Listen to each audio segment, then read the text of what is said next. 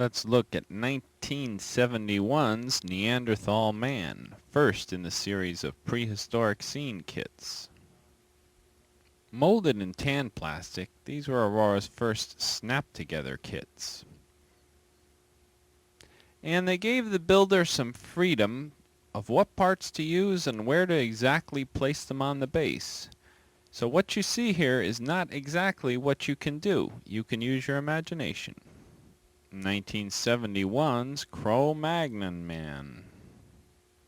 Molded in tan plastic, this figure had a spear, a club, and various other parts you could build him with. There was also a sign included in each of these kits.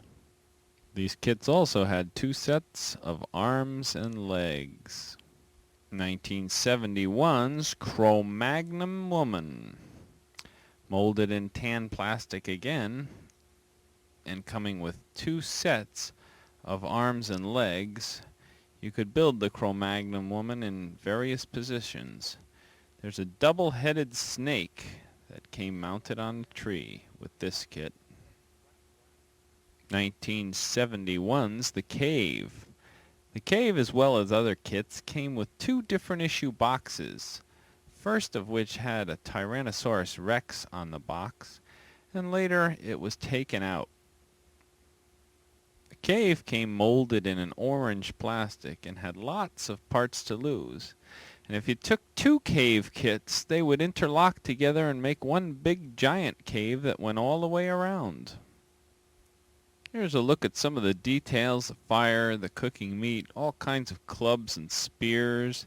There's all types of parts in this kit. 1971's Saber-toothed Tiger Kit. This kit was molded in a sunflower yellow plastic and also had 2 sets of arms and legs. There were 2 box variations, the smaller or first issue, which is much more common, and the second issue kit, which had a 2-part larger base. 1971's Flying Reptile. This kit was molded in reddish-orange plastic, came with an extra set of wings which were battle-scarred and battle-damaged.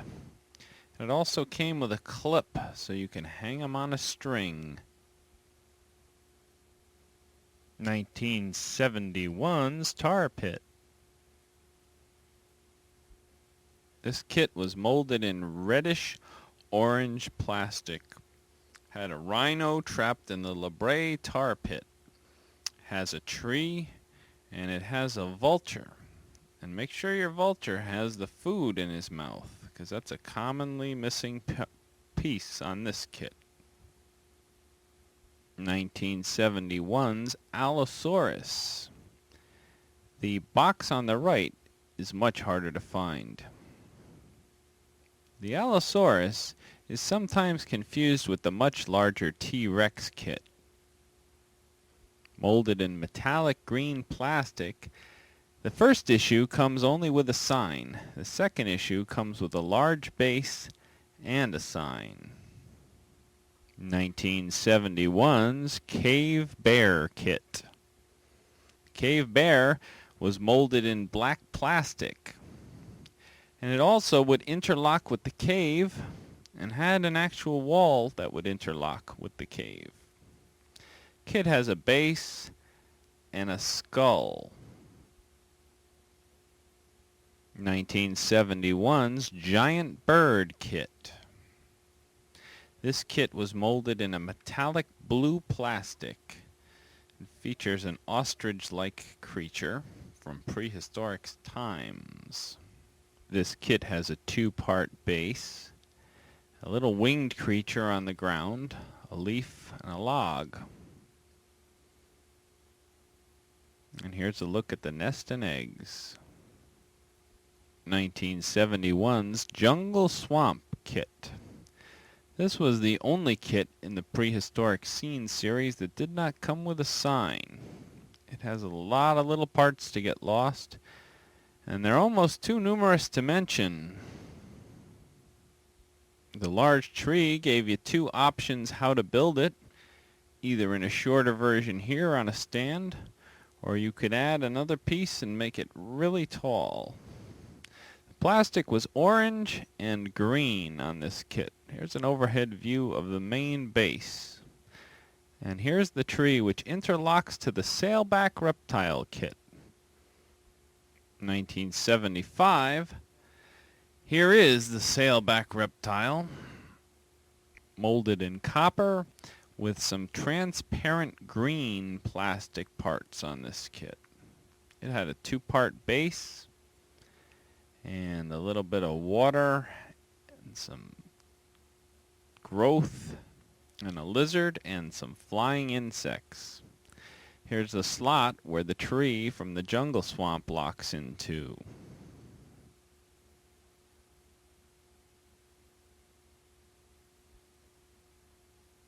(1971's) three-horned dinosaur. This is a pretty large kit. Comes in silver plastic and it has a two-part base, a sign, some leaves, and some rocks.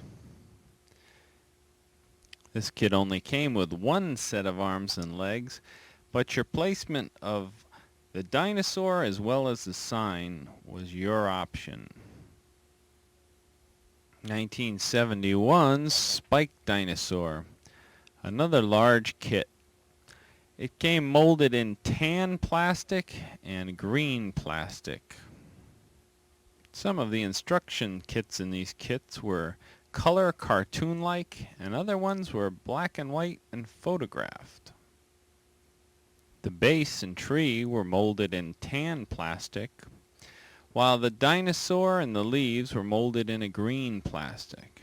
And he came with a sign, and of course, placing was optional.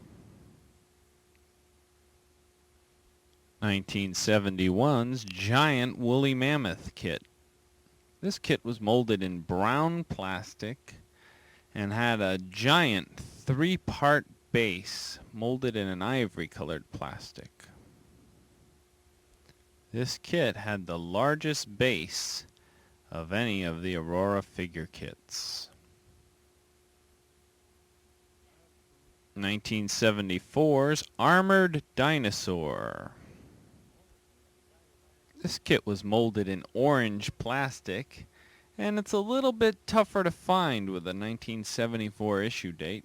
People started to lose interest in this series, and it didn't have as much time out on the market.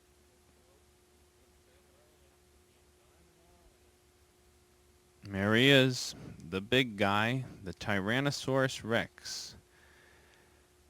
The kit with the largest box of any other Aurora figure kit. This kit originally came in orange plastic and had glow-in-the-dark teeth, eyes, and nails.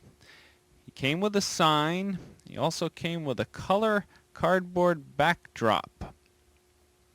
He was issued in 1975, and he's very hard to find.